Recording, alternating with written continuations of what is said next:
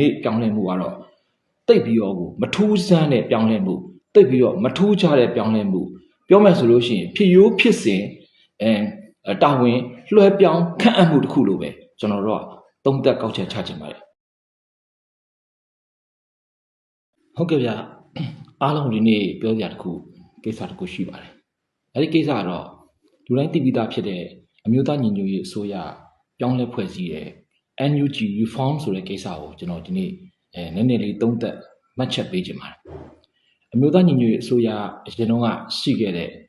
လူဟောင်းတွေအခုကျွန်တော်တို့ကပြောင်းလဲပြီးတော့မှလူသစ်တွေနဲ့အစားထိုးမယ်ဒါမှမဟုတ်လို့ရှိရင်ပုံစံရောနှစ်သာရရောပြုပြင်ပြောင်းလဲမယ်လို့မျှော်လင့်ထားကြတဲ့ပြည်သူတွေအများကြီးရှိပါလိမ့်မယ်ဒါပေမဲ့ဒီနေ့အချိန်ညာချက်ထွက်လာတဲ့အခါမှာကျွန်တော်တို့တွေ့ရှိရတဲ့ဟာတော့တိတ်ပြီးတော့ထူးထူးခြားခြားပြုပြင်ပြောင်းလဲမှုတစ်ခုဟုတ်မနေတာကိုတွေ့ရပါတယ်ကျွန်တော်တို့အရင်ဆုံးစီစစ်မယ်ဆိုလို့ရှိရင်သုံးသပ်မယ်ဆိုရင်ခေါင်းဆောင်ပိုင်းကိုကျွန်တော်တို့ကြည့်ပါမယ်အမျိုးသားညီညွတ်ရေးအစိုးရ2021ကဖွဲ့စည်းထားတဲ့ခေါင်းဆောင်ပိုင်း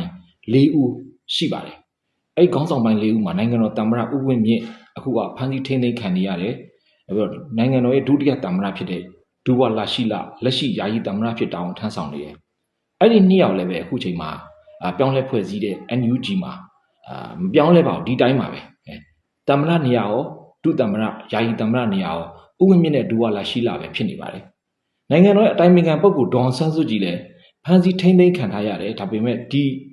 NUG ရဲ့ခေါင်းဆောင်ပိုင်းမှာသူကပါဝင်နေတယ်ပေါ့ပါဝင်နေတယ်ဝန်ကြီးချုပ်ကတော့မန်းဝင်းခိုင်တန်းဖြစ်ပါတယ်အဲ့တော့ဒီလူနှစ်ယောက်ကလည်းပဲအပြောင်းလဲမရှိပါဘူးခေါင်းဆောင်၄ဦးစလုံးကဒီတိုင်းပဲပြောင်းလဲမရှိဘဲနဲ့ NUG ကဆက်လက်ပြီးမှဒါရှေ့ဆက်မယ်လို့သဘောတက်ရောက်နေပါတယ်ဒါတစ်ချက်ပေါ့နော်ဒါခေါင်းဆောင်ပြောင်းလဲမှုမရှိအောင်တွေ့ရတယ်နောက်တစ်ခါဝန်ကြီးဌာနအပြောင်းလဲတချို့တော့ရှိပါတယ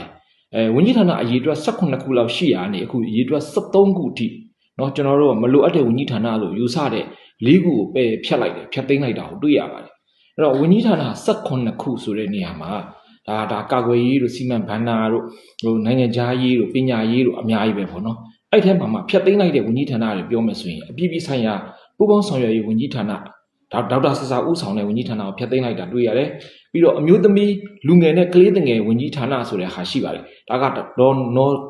နော်ဆူဇန်နာလာဆိုပေါ့နော်သူ့ရဲ့ဝန်ကြီးဌာနကိုလည်းဖျက်သိမ်းလိုက်တာတွေ့ရပါတယ်ပြီးတော့အလုပ်သမားဝန်ကြီးဌာနအရင်တော့ကတော့ပြည်ထောင်စုဝန်ကြီးနိုင်သူဝနပေါ့နော်ဒါကိုလည်းဖျက်သိမ်းပြီးတော့မှအခုကဘယ်ကိုတပေါင်းလဲဆိုလူမှုကူညီရေးအလုပ်သမားနဲ့လူသားစာနာဆိုပြီးတော့မှဒေါက်တာဝင်းမြတ်အေးဝန်ကြီးဌာနနဲ့သူဟာပူးပေါင်းလိုက်တာတွေ့ရပါတယ်အဲ့တော့နောက်တစ်ခုကကြတော့ရှင်သတင်းဆက်သွယ်ရေးပေါ့နော်သတင်းဆက်သွယ်ရေးနဲ့ဤပညာဆိုတဲ့ဝန်ကြီးဌာနအဲ့ဒီဝန်ကြီးဌာနကလည်းပဲမရှိတော့ပါဘူးနောက်တစ်ခုကစီးပွားကူးသန်းဝန်ကြီးဌာနဒေါက်ခင်မမမျိုးရဲ့ဝန်ကြီးဌာနလည်းမတွေ့ရတော့ပါဘူးအဲ့တော့ဝန်ကြီးဌာနတော်တော်မများတော့မတွေ့ရတော့တဲ့ဟာရှိပေမဲ့လက်ရှိကြံခဲ့တဲ့73ခုပါဒါကဝန်ကြီးချုပ်ရုံဝန်ကြီးဆိုပြီးမှဒါအစ်စ်ထွက်ပေါ်လာတာကိုတွေ့ရတယ်အဲ့အစ်စ်မှာတော့ဒီပြည်ထောင်စုဝန်ကြီးအဖြစ်ဒေါက်တာဇော်ဝေဆိုးကဆောင်ရွက်မှာကိုတွေ့ရတယ်ပြီးတော့မှလူတွေကိုပြန်နှိုင်းရှင်ကြည့်လိုက်တဲ့အခါမှာဆိုလို့ရှိရင်လည်းပဲခုနကတော့ကျွန်တော်ပြောခဲ့တဲ့ဒေါက်တာဆာဆာနော်ဆူဇန်နာလာဆိုနိုင်သူဝနနောက်ပြီးလို့ရှိရင်ဦးထင်လင်းအောင်ဒေါခင်မမမျိုးဒီ၅ဦးကတော့အစိုးရအဖွဲ့ထဲမှာမပါဝင်တော့ဘူးမပါဝင်တော့ဘဲနဲ့အစိုးရအဖွဲ့ထဲမှာပေါ့နော်ဂျာထွဲပန်တဲ့ဒေါက်တာရွှေပုံကတော့ပြည်ထောင်စုဝန်ကြီး2ဦးဖြစ်နေဒုဝန်ကြီးတွေကို promotion ပေးလိုက်တာတွေ့ရတယ်။နော်ဒေါက်တာဇော်ဝေဆိုးကတော့ဝန်ကြီးချုပ်ရုံဝန်ကြီးဖြစ်သွားပြီးတော့ဂျာထွဲပန်ကပညာရေးဝန်ကြီးဒေါက်တာရွှေပုံကကျန်းမာရေးဝန်ကြီးဖြစ်နေတက်လာတာကိုတွေ့ရတယ်။အဲ့တော့ပြီးတော့ဒုဝန်ကြီးဖွဲ့စည်းပုံတွေမှာလည်းပဲထူးခြားချက်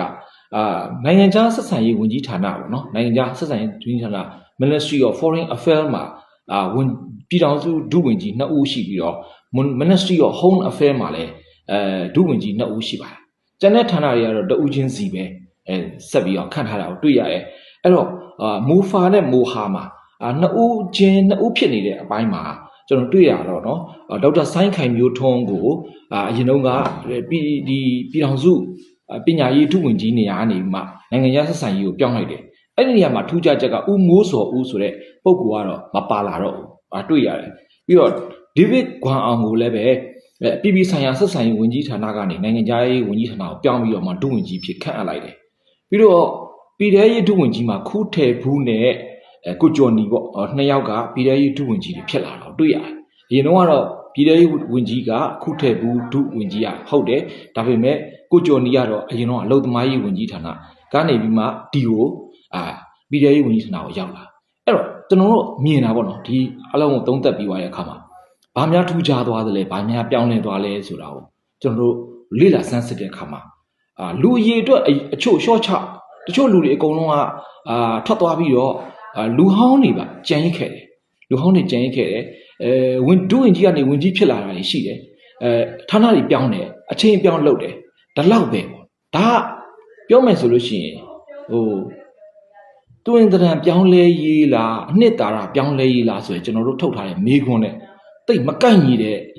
ကိစ္စလို့မြင်ပါတယ်ကျွန်တော်တို့အတွင်တရံကိစ္စရောအနှစ်သာရကိစ္စရောနှစ်ခုစလုံးကိုကျွန်တော်စိတ်ဝင်စားတယ်တကယ်ကိုပြောင်းလဲသွားမယ်လို့ယူဆတယ်ဒါပေမဲ့အခုအချိန်မှာမြင်တွေ့ရတာကတော့တိတ်ထူးခြားတဲ့ပြောင်းလဲမှုမဟုတ်ဘူးလို့ကျွန်တော်အရင်ဆုံးမှတ်ချက်ချချင်ပါတယ်အဲ့တော့ကျွန်တော်ပြောချင်တာကဒီကာကွယ်ရေးလိုမျိုးပေါ့နော်စစ်တိုက်ရမယ်စစ်အနိုင်တိုက်ရမယ်ပေါ့နော်ဒီစစ်အာဏာရှင်စနစ်ကိုဖြုတ်ချဖို့စစ်နိုင်တိုက်ရမယ်ဆိုတော့ကာကွယ်ရေးလိုနေရာမျိုးမှာအရင်ကလည်းဥယျာဉ်မုံပဲအခုလည်းဥယျာဉ်မုံပဲပြီးတော့ဒုဝန်ကြီးကလည်းပဲတယောက်ပဲရှိတယ်ပေါ့နော်ပြည်ထောင်ရေးနဲ့နိုင်ငံခြားရေးမှာတော့ဒုဝန်ကြီး2ယောက်ထားတယ်မြန်မာတပြည်လုံးတနန်တလျားကိုစစ်တိုက်မယ်ဆိုလို့ရှိရင်ကာကွယ်ရေးကပို့ပြီးတော့မလိုအပ်ဘူးလားကာကွယ်ရေးပို့ပြီးအရေးမကြီးဘူးလားအရေးကြီးရဆိုလို့ရှိရင်ဒုဝန်ကြီးတယောက်ထဲနဲ့အဆင်ပြေပါမလားတကယ်တော့ဒုဝန်ကြီး2ယောက်ထားဖို့လိုသလားပေါ့ဒါလည်းမေးခွန်းထုတ်เสียဖြစ်ပါတယ်အခုအချိန်မှာတွေ့ရတာတော့ကျွန်တော်တို့ခုနပြောလို့အသွင်သဏ္ဍာန်ပြောင်းလဲမှုမဟုတ်ဘဲနဲ့ down sizing လုပ်လိုက်တဲ့သဘောပဲအရေးအတွက် short ချလိုက်တဲ့သဘောပဲဒါ reform လို့ပြောရတာတက်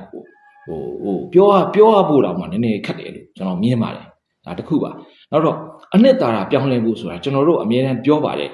NUG အစိုးရသည်အာဏာရအစိုးရတရက်အနေနဲ့ဒါမှတရားဝင်အစိုးရတရက်အနေနဲ့စဉ်းစားတာတဲ့ဆိုင်တော်လှန်ရေးအစိုးရတရက်အနေနဲ့စဉ်းစားဖို့တော်လှန်ရေးစံတဲ့လုပ်ငန်းစဉ်တွေကိုလှုပ်ဆောင်ဖို့တော်လှန်ရေးအတွေးအခေါ်နဲ့ကျွန်တော်ချီတက်ဖို့ဒါကမိတ်ကောင်းဆွေကောင်းတွေကျွန်တော်တို့အကြံပြုသလိုမျိုးကျွန်တော်တို့လည်းတောက်လျှောက်ကျွန်တော်တို့အကြံပြုခဲ့ပါတယ်အဲ့တော့ဒီအကြံပြုချက်အရာဆိုရှင်အနှစ်သာရဖြစ်တဲ့တော်လှန်ရေးအနှစ်သာရကိုကျွန်တော်တို့ကလွှမ်းခြုံပြီးတော့မှ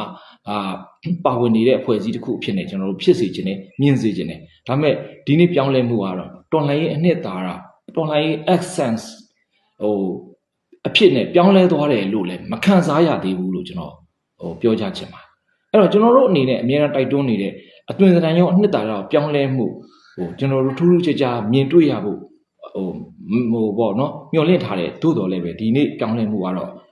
တိတ်ပြီးတော့မထူးဆန်းတဲ့ပြောင်းလဲမှုတိတ်ပြီးတော့မထူးခြားတဲ့ပြောင်းလဲမှုပြောမယ်ဆိုလို့ရှိရင်ဖြစ်ရိုးဖြစ်စဉ်တာဝန်လွှဲပြောင်းခန့်အပ်မှုတစ်ခုလိုပဲကျွန်တော်တို့ကသုံးသပ်ကောက်ချက်ချချင်ပါတယ်ကျေးဇူးတင်ပါတယ်